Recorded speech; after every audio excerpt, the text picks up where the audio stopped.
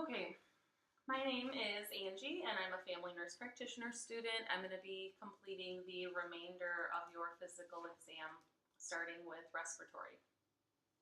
So I'm going to go ahead and start by inspecting the patient's thorax. She appears to be breathing regular and non-labored, does not appear to be in any distress. I'm going to go ahead and listen to your lung sounds. Take some deep breaths in and out.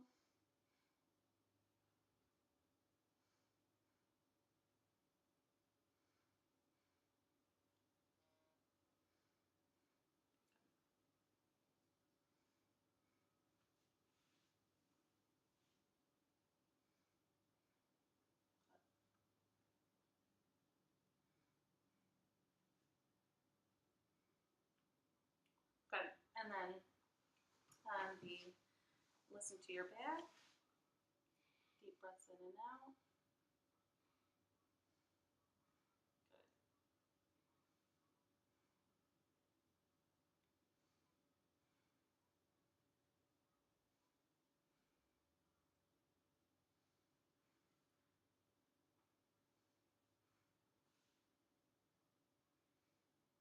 Good.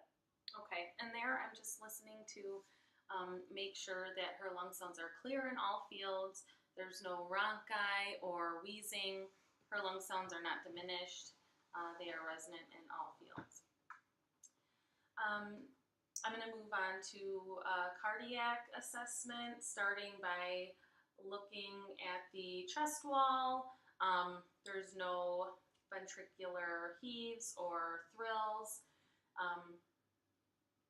And I will go ahead and start with palpating the carotid arteries.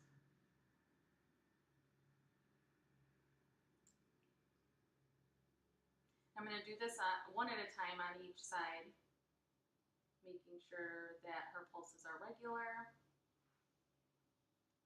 And then I'm going to listen for bruits on each side with the bell of the stethoscope.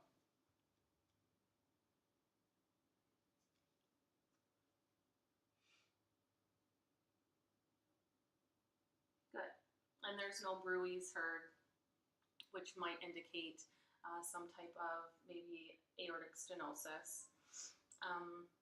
Next, moving on to your pulses, I will palpate the rest of your pulses, starting with radial. And I want to do this bilaterally, making sure that they're equal on both sides. Thank you. And brachial. Good. And femoral pulses. And then go ahead and uncross your legs. The popliteal pulses. And then I would palpate her, here, I'll just take these up. Thanks. Dorsalis pedis on the top of the feet, and posterior tibial behind the ankles, or on the sides. Good. So pulses are equal and regular throughout. I'm going to go ahead and listen to your heart sounds. And here I'm checking to see that her heart rate is regular and listening for any murmurs. Starting with the aortic, and you can breathe normally. And pulmonic. Second pulmonic. The tricuspid. And the mitral. And I'm going to palpate for PMI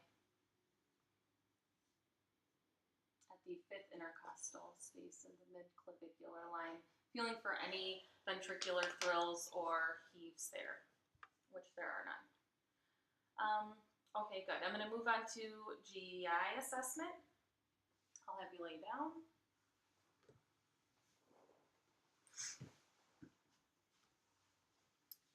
Good. Trina, can you move the camera? It's got anything. I'm going to start by listening to vowel sounds in all four quadrants, starting with the left upper and right upper quadrant, right lower, and the left lower. I'm going to move on to the arteries in the stomach, starting with the aorta. And I'm going to listen for any bruits. And the right renal artery, the left renal artery, the left iliac artery, and then the right iliac artery. Good. And there are no bruits heard, and vowel sounds are normal active. I'm going to go ahead and palpate all four quadrants, starting with light palpation. Let me know if you have any pain with this.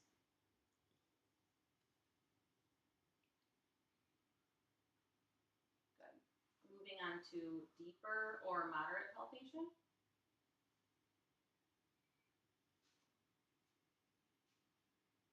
Good. And with you would move from light to deeper palpation, noting any tenderness, any nodules or herniations that are felt with the abdominal exam. Okay, I'm going to have you sit up for me. Moving on to the neurological exam, starting with cranial nerve number 2 is the optic nerve. I would have Sarah view a Snellen chart, testing her visual acuity and reading the letters off on the Snellen chart for me. Cranial nerves 3, 4, and 6, testing the extraocular movements. 3 is the oculomotor nerve, 4 is the trochlear, and 6 is abducens.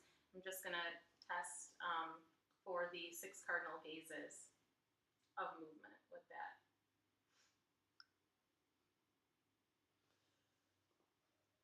Good. And when I move laterally, I'm looking for any nystagmus or asymmetry with movement of the eyes. Next is the trigeminal nerve, which is cranial nerve number 5. Go ahead and close your eyes.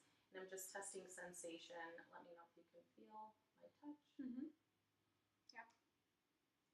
Good. And it should be equal on both sides. Cranial nerve number 7 is the facial nerve. I'm just going to have you raise your eyebrows and puff out your cheeks and smile and frown. And looking to make sure that those movements are symmetrical. Cranial nerve number 8 is the vestibulocochlear. Go ahead and close your eyes for me. And can you hear that on both sides equally? Good. That's just testing hearing and making sure it's symmetrical on both sides. Cranial nerve number 9 is the glossopharyngeal.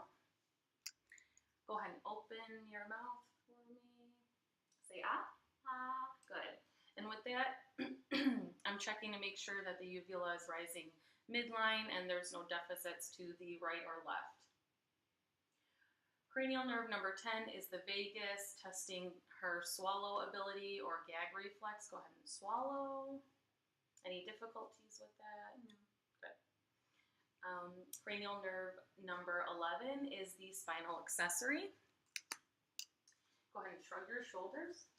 Good. And I'm just testing her muscle strength there, making sure it's symmetrical on both sides for her spinal accessory nerve. And lastly, hypoglossal is the Cranial nerve number 12, stick your tongue out, good, and it's midline. And then strength of your tongue, push against my hand here and this side, good. And there's no deficits there, making sure that tongue strength is symmetrical and the tongue sticks out midline. Next, I'm going to have you walk across the room for me, just normally, and go ahead and walk to the other side. I'm just assessing gait and balance. And then I'm going to have you walk on your heels. And then come back towards me on your toes. And then if you can walk in tandem, one foot right in front of the other, good. So that's just testing Sarah's balance and gait. Next, for her cerebellar function, I'm going to have you stand back up, actually, and performing the Romberg's test. Go ahead and close your eyes. And I'm just seeing to make sure she can keep her balance there with her eyes closed when I push her. Okay, you can go ahead and have a seat.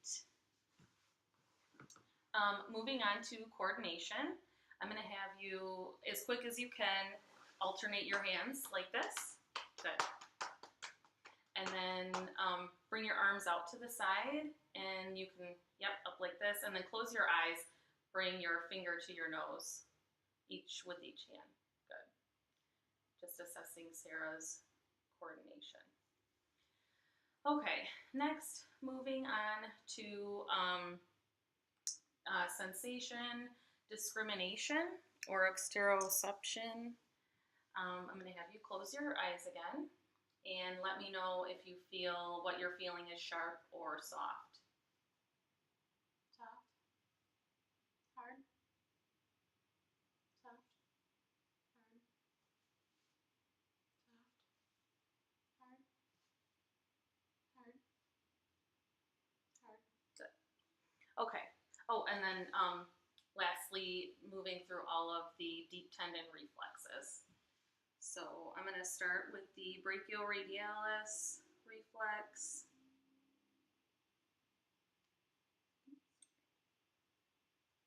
And moving on to the bicep. And then tricep, just relax your arm here. Good. And then go ahead and uncross your legs for me. The patellar reflex. And the Achilles. Good. And I would do that bilaterally to make sure that her reflexes are equal and noting any hypo or hyperreflexia anywhere. Lastly, moving on to musculoskeletal.